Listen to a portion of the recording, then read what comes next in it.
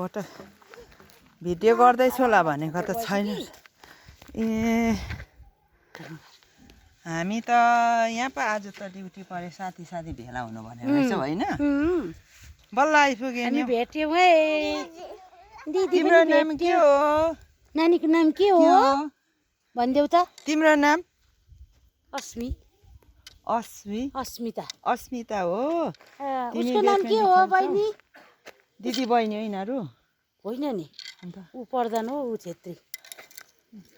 बल्ल आइपुग्यो नि। आमा बल्ल आइपुगेँ म चाहिँ मेरो गन्तव्यमा। आज निकै को थिएँ यहाँनिर।